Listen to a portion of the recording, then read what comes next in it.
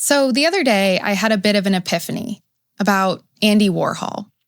I realized that I'd never really allowed myself to regard Andy as my favorite artist, or as the most influential artist of my life.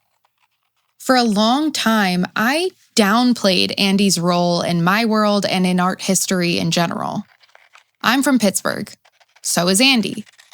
I kind of always figured that my love for Andy was merely rooted in a sense of hometown pride, a sentimentality, a civic loyalty.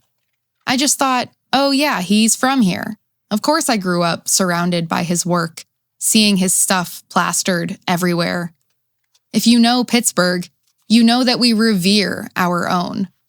So around here, Andy is local royalty.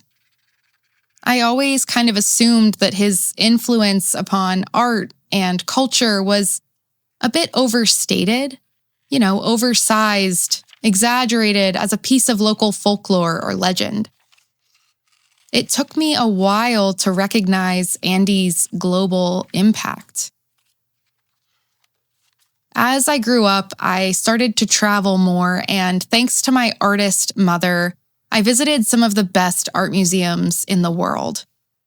I kept bumping into Andy along the way, hanging from the walls of the MoMA in New York and the National Gallery of Art in DC. After enough of these encounters with Andy in some of the most renowned art institutions on Earth, it clicked. Andy isn't just a Pittsburgh icon. He's a global icon. This realization led to another, and it landed for me that my connection with Andy can't be reduced to our shared geography. My affinity for him runs deeper than that. I'd venture to say that I'd still love Andy, no matter what, even if I wasn't from the rolling hills of Western Pennsylvania. What gets me is how Andy created. He documented everything. And that documentation itself was the art. From ordinary moments to celebrity portraits, soup cans to Marilyn Monroe, Andy made us see that it was all worth noticing. I have to roll my eyes at the lame hipsters who dismiss Andy as not a real artist. Like, how boring your life must be if you really think that. Newsflash, hating pop art doesn't make you deep. Andy is one of the most prolific artists of all time and one of the most influential in the history of modern art. But to those hipster haters, I'd just quote Andy himself.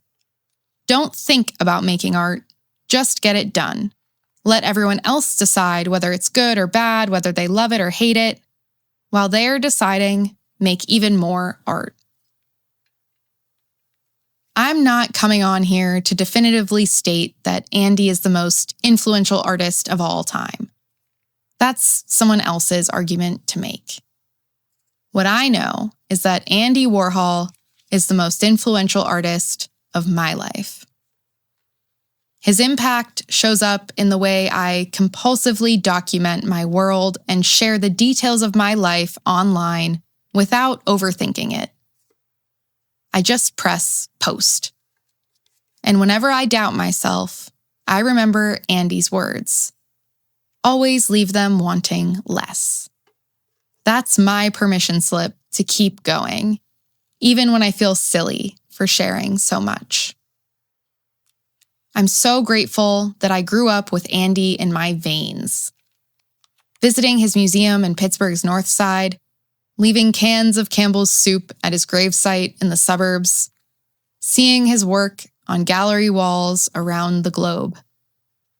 My favorite part is that every time I see one of Andy's pieces hanging alongside the greats in some of the most prestigious museums on Earth, it just feels like running into an old friend far from home. I love that my connection to Andy runs this deep. I wouldn't have it any other way.